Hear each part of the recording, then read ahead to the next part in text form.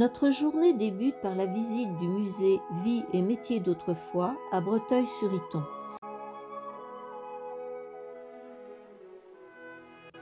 Ce musée appartient à Lilian et Elisabeth Le Tourneur.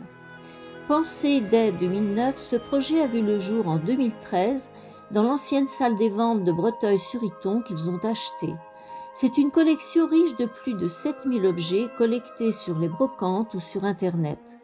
Représentative d'une quarantaine de métiers et de modes de vie pour beaucoup disparus, ces objets et outils, très variés, datent surtout de la fin du XIXe siècle et du début du XXe siècle.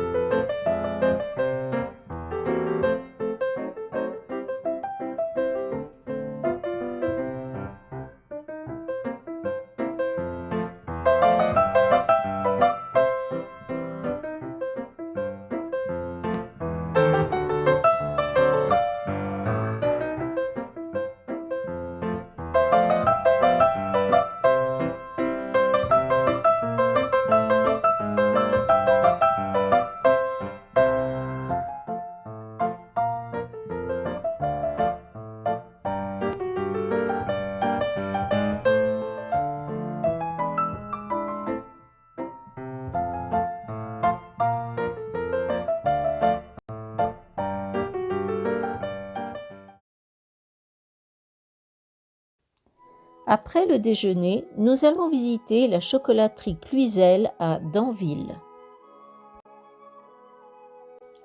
Depuis 4 générations, la famille Cluizel baigne dans les effluves du chocolat. En 1948, Marc et Marcel Cluizel s'installent à Danville et leur travail acharné porte petit à petit ses fruits. Avec Michel, leur fils, l'ascension de cette affaire familiale se poursuit au fil des années. Rejoint au milieu des années 1980 par Marc, le fils de Michel, père et fils allient tradition et innovation. Marc, Catherine et Sylvie, les enfants de Michel Cluizel, s'attachent à poursuivre le travail de leurs parents et grands-parents dans le respect de la tradition de ce savoir-faire ancestral. Le fils de Marc Cluizel, François, occupe aussi un poste à la chocolaterie. La manufacture Cluizel, installée en Normandie depuis 70 ans, travaille en relation directe et durable avec des planteurs de cacao. Cet engagement équitable est gage de qualité et d'excellence. C'est une des rares chocolateries à maîtriser la transformation de la fève de cacao en pâte de cacao, puis en chocolat. Nous visitons la galerie où est retracée l'histoire du cacao de façon ludique. Nous découvrons les différentes étapes de la fabrication du chocolat Cluizel. Et pour finir, nous dégustons.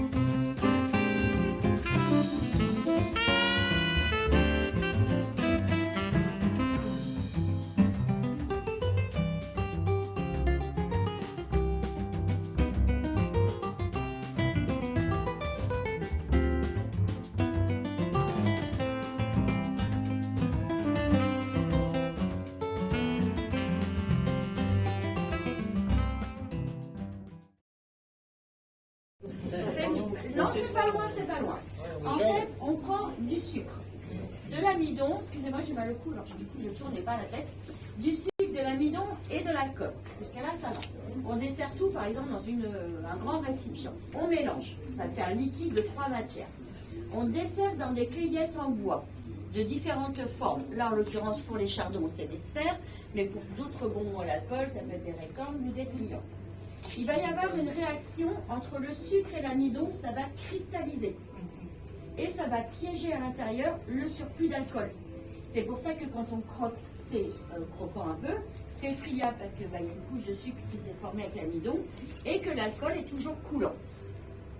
Pour lui donner les petits côtés pico-chardonneux, d'où son nom, il trempe la sphère dans du chocolat blanc, qui est là bleu. Dans le cacao, il y a des cristaux invisibles. C'est pour ça que quand le chocolat refroidit, vous avez vu, ça durcit. Même quand on fait un gâteau de chocolat, après, ça durcit sur l'ustensile. Donc là, il va tremper la sphère dans le chocolat. Il la pose ensuite sur la grille. Il attend un peu que le chocolat tempère, qu'il refroidisse, qu'il agrippe la grille. Et de par un mouvement rotatif, il tourne et du coup, le chocolat s'arrache, s'agrippe, s'arrache, s'agrippe. Et c'est ce qui forme les petits picots de façon naturelle. Voilà pour les chardons. Pour les chardons ici, oui. Alors après, dans les bonbons, on a des grands tapis, bien sûr, de production. Il y a des bonbons qui peuvent se faire, pour ainsi dire, de façon autonome. Et d'autres bonbons, entre autres les mendiants, où là, vous avez l'intervention de plusieurs personnes qui vont imposer, vous savez, le fruit confit, la pistache, la noisette. Voilà. Donc nous sommes une manufacture. Donc manufacture, ça veut dire l'intervention de l'homme sur la machine. C'est qu'il y a plus de fabrication manuelle que par machine. Voilà. Ensuite, oui, alors derrière les portes blanches de l'autre côté, on a 200 personnes sur 18 000 m² de production. Oui, voilà, déjà. Mais Ça se visite pas, ça. Les noisettes et les amandes, il faut les caraméliser, du sucre. Ensuite, c'est broyé. On a laissé quelques éclats d'amandes. Ici, du citron confit enrobé de chocolat noir. Donc moi, je m'appelle Bérénice. C'est entre deux. Vous avez des questions? De toute façon, on va se retrouver. Aujourd'hui, je ne sais pas ce qui se passe, on est deux. Et on se retrouvera de l'autre côté et je réponds à vos questions avec plaisir. Ok? Faites-vous plaisir, à tout à l'heure. Mieux que le divan du psy, qu'une cure de sa mère, pour effacer tout le gris, retrouver le soleil. Manger du chocolat, manger du chocolat, manger du chocolat, et se lécher les doigts, manger du chocolat.